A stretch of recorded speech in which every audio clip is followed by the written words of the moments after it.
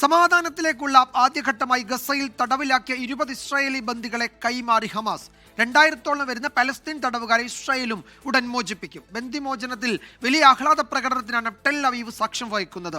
അതിനിടെ ഇസ്രായേലിലെത്തിയ American president Donald ട്രംപിന് ഊഷ്മള വരവേൽപ്പ് നൽകി. ഉച്ചതിരിഞ്ഞ് ഈജിപ്തിൽ നടക്കുന്ന സമാധാന ഉച്ചകോടിയിൽ ലോക നേതാക്കളും പങ്കെടുക്കും.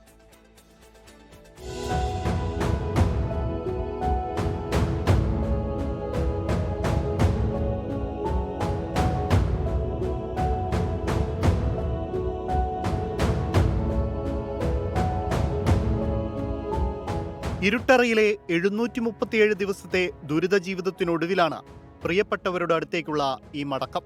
ഇന്ത്യൻ സമയം രാവിലെ 10:30-യോടെയാണ് വടക്കൻ ഗസയിൽ 7 ഇസ്രയേലി ബന്ദികളെ ഹമാസ് റെഡ് ക്രോസിന് കൈമാറിയത്. പിന്നീട് തെക്കൻ ഗസയിൽ 13 ബന്ദികളെയും കൈമാറി. 20 പേരെയും ഇസ്രയേലിലെ ആശുപത്രികളിലേക്കാണ് എത്തിക്കുന്നത്. ബന്ദി കൈമാറ്റം പൂർത്തിയായപ്പോൾ ടെൽ അവീവിലെ ഹോസ്റ്റേജസ് സ്ക്വയറിൽ ആഹ്ലാദാരവം. 2 വർഷം മുമ്പ് ഒക്ടോബർ 7-നാണ് ഇസ്രയേലിനെ ഞെട്ടിച്ച ആക്രമണം. ഇതിന് പിന്നാലെയാണ് 251 പേരെ ബന്ദികളാക്കിയത്. നേരത്തെ വെടിനിർത്തലിന്റെ ഭാഗമായി പ്രായമായവരെയും സ്ത്രീകളെയും കുഞ്ഞുങ്ങളെയും ഹമാസ് മോചിപ്പിച്ചിരുന്നു. ശേഷിച്ചവർ 48 പേർ. ഇതിൽ ജീവിച്ചിരിക്കുന്ന 20 പേരെയാണ് ഇന്ന് മോചിപ്പിച്ചത്.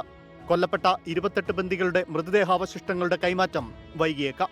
ഇസ്രയേൽ തടവിലുള്ള 2000-ഓളം പലസ്തീൻകാരുടെ പേരുവിവരം ഹമാസ് പുറത്തുവിട്ടു.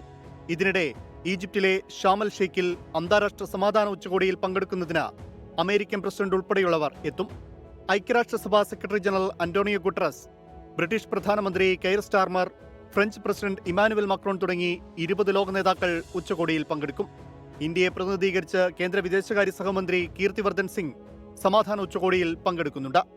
International desk 24. ലോകത്തെവിടെയായാലും ഏത് സമയത്തും 24 വാർത്തകളും ഓഗ്മെന്റഡ് റിയാലിറ്റി പാക്കേജുകളും എക്സ്പ്ലെയിനറുകളും വിശദമായി കാണാൻ ഞങ്ങളുടെ യൂട്യൂബ് ചാനൽ നിങ്ങൾക്ക് സബ്സ്ക്രൈബ് ചെയ്യാം.